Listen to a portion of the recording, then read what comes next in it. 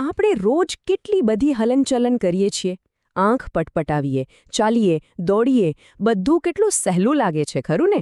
પણ આ દરેક નાની મોટી ક્રિયા પાછળ એક આખો જટિલ બાયોલોજીકલ કોયડો છુપાયેલો છે. તો ચાલો આજે આ જ કોયડાને ઉકેલવાની કોશિશ કરીએ. ક્યારેય વિચાર્યું છે કે આ બધું થાય છે કેવી રીતે? આંખનો એક નાનકડો પલકારો મારવો હોય કે પછી કોઈને હાથ હલાવીને બોલાવવા હોય, આ બધું શક્ય બને છે આપણા શરીરની અંદરની એકદમ અદ્ભુત ગોઠવણને કારણે. એમ સમજો કે આ આપણા હાડકાં, સાંધા અને સ્નાયુઓ વચ્ચેની એક પરફેક્ટ ટીમવર્કનું પરિણામ છે. અને જુઓ, હલનચલન તો માત્ર માણસો જ નથી કરતા, આખી પ્રાણી સૃષ્ટિ આનાથી ભરેલી છે. કોઈ પક્ષી આકાશમાં ઊંચે ઉડે છે તો કોઈ સાપ જમીન પર સરકીને જાય છે. માછલીઓ પાણીમાં કેવું સરસ તરે છે.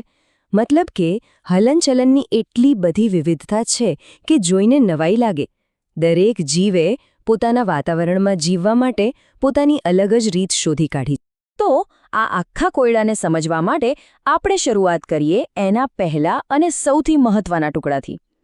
કોઈ પણ હલનચલન માટે સૌથી પહેલી જરૂર છે નહીં પડે એક મજબૂત માળખાની, એક ફ્રેમવર્કની. પણ સવાલ એ છે કે આ માળખું છે શું? જરા વિચારો, જો આપણા શરીરમાં કોઈ આધાર જ ન હોત તો શું થાત? આપણે તો બસ માંસપેશીઓનો એક ઢગલો બનીને રહી જાત, કોઈ આકાર જ ન હોત. તો પછી એવી કઈ વસ્તુ છે જે આપણા શરીરને આ ચોક્કસ આકાર અને રચના આપે છે? અને એનો જવાબ છે આપણું હાડપિંજર.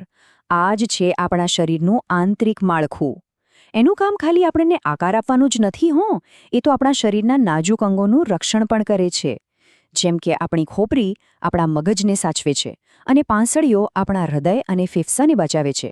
અને અહીં એક મજેદાર વાત કહું, એક પુખ્ત વયના માણસના શરીરમાં કેટલા હાડકાં હોય છે ખબર છે? પૂરા 206.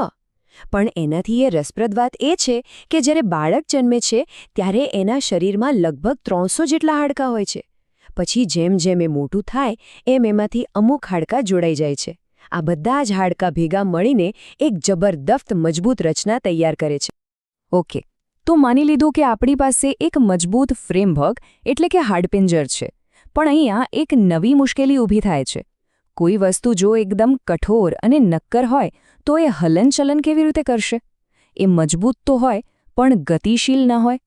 અને અહીં જ કુદરતની અસલી એન્જિનિયરિંગ કમાલ કરે છે. વિચારો કે જો આપણું આખું હાડપિંજર એક જ લાંબા સળંગ હાડકાનું બનેલું હોત તો આપણે તો મૂર્તિની જેમ સ્થિર જ રહી જાત, જરાય હલી ના શકત. તો પછી કુદરતે આનો શું ઉપાય કાઢ્યો હશે? જવાબ છે સાંધા, એટલે કે જોઇન્ટ્સ. એમાં સૌથી પહેલો પ્રકાર છે ખલદસ્તો સાંધો. આનું નામ જ કેવું મજાનું છે. એને સમજવા માટે કલ્પના કરો કે એક વાટકીમાં એક દડો મૂક્યો છે અને દડો બધી દિશામાં ફરી શકે છે.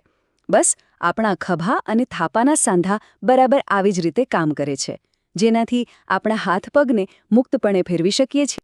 અહીં જો એક હાડકાનો ગોળ છેડો બીજા હાડકાના ખાડા જેવી જગ્યામાં બરાબર ફિટ થઈ જાય છે. અને આ જ અદ્ભુત ડિઝાઇનને કારણે આપણે હાથને ગોળ ગોળ ફેરવી શકીએ છીએ કે પગને લગભગ બધી જ દિશામાં હલાવી શકીએ છીએ.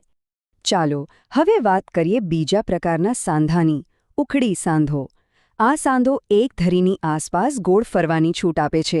એનું સૌથી સારું ઉદાહરણ કયું? આપણી ગરદન.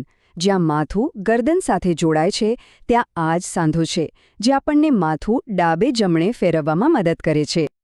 આ સાંધો બિલકુલ એક ધરીની જેમ કામ કરે છે અને એના લીધે જ આપણે કોઈ વાત માટે નામાં માથું હલાવી શકીએ છીએ અથવા તો આરામથી આજુબાજુ જોઈ શકીએ છીએ. હવે આગળ વધીએ મિજાગ્રા સાંધા તરફ. એનું નામ જ બધું કહી દે છે નહીં? જેમ દરવાજાનો મિજાગરો દરવાજાને ફક્ત એક જ દિશામાં આગળ પાછળ ખોલબંધ થવા દે છે, બસ એ જ રીતે આપણા ઘૂંટણ અને કોણીના સાંધા કામ કરે છે. આ જો ઘૂંટણનો સાંધો. જરા વિચારો તો, જો આ મિજાગરા જેવી રચના ના હોત તો શું આપણે ચાલી શકત, દોડી શકત કે પછી આરામથી બેસી પણ શકત? બિલકુલ નહીં. અને હવે એક એવા સાંધાની વાત જેનું કામ હલનચલન કરવાનું નથી. થોડું અજીબ લાગ્યું ને? આ છે અચલ સાંધા. જેમ કે આપણી ખોપરી એ ઘણા અલગ અલગ હાડકાને જોડીને બનેલી છે, પણ આ હાડકાં વચ્ચેના સાંધા બિલકુલ હલતા નથી. એ મગજને સુરક્ષિત રાખવા માટે એકબીજા સાથે એકદમ મજબૂતાઈથી જોડાયેલા રહે છે. તો અત્યાર સુધી આપણે સમજ્યું કે આપણા જેવા સજીવો માટે હાડપિંજર કેટલું જરૂરી છે. પણ હવે એક મજેદાર સવાલ, એવા જીવોનું શું જેમને હાડકાં હોતા જ નથી, જેમ કે અળસિયું કે ગોકળગાય? એ લોકો કેવી રીતે હલનચલન કરે છે? ચાલો કુદરતની આ અજાયબીઓ પર પણ એક નજર નાખીએ. આનો ઉકેલ પણ કુદરત પાસે છે. સૌથી પહેલા વાત કરીએ અળસિયાની. ભલે એની પાસે હાડકાં નથી, પણ એની પાસે શક્તિશાળી ગોળાકાર સ્નાયુઓ છે. એ વારાફરતી પોતાના શરીરને સંકોચે છે અને પછી ફેલાવે છે, અને બસ આમ જ એ આગળ વધે છે. અને જમીન પર પકડ જમાવી રાખવા માટે એના શરીર પર નાના નાના વાળ જેવા વજ્રકેશ પણ હોય છે. હવે ગોકળગાયને જુઓ, એ કેવી રીતે ચાલે છે? એના શરીરની નીચે એક મોટો સ્નાયુવાળો પગ હોય છે. એ પગમાં સ્નાયુઓના સંકોચનથી એક લહેર જેવી ગતિ બને છે, અને એ જ લહેર એને ધીમે ધીમે આગળ ધકેલે છે. અને હવે વાત કરીએ હવામાં ઉડવાની. પક્ષીઓ તો હલનચલનની દુનિયાના ચેમ્પિયન છે. આકાશમાં ઉડવા માટે એમની પાસે બધું જ છે. શક્તિશાળી છાતીના સ્નાયુઓ, પાંખો અને સૌથી અગત્યનું એમના હાડકાં. એ વજનમાં હલકા અને અંદરથી પોલા હોય છે, જે એમને ઉડવામાં મદદ કરે છે. એ જ રીતે પાણીમાં તરવા માટે માછલીનું શરીર એકદમ પરફેક્ટ છે. એનો આકાર કેવો હોય છે? આગળ અને પાછળથી સાંકડો અને વચ્ચેથી પહોળો. આને ધારારેખીય આકાર કહેવાય.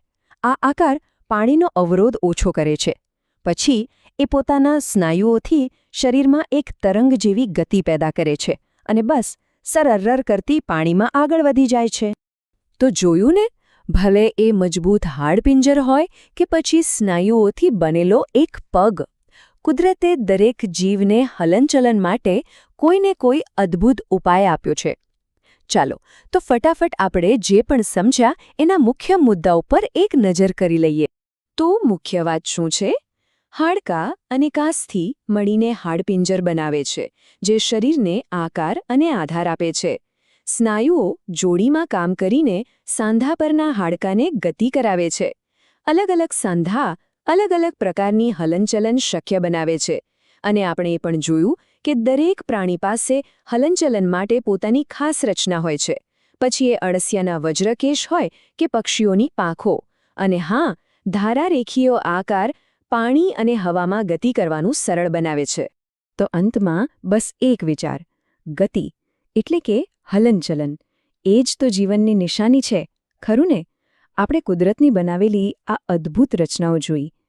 આ બધું જોયા પછી મનમાં એક સવાલ જરૂર થાય છે કે ભવિષ્યમાં ગતિના કેવા નવા અને અદ્ભુત સ્વરૂપો આપણને જોવા મળશે?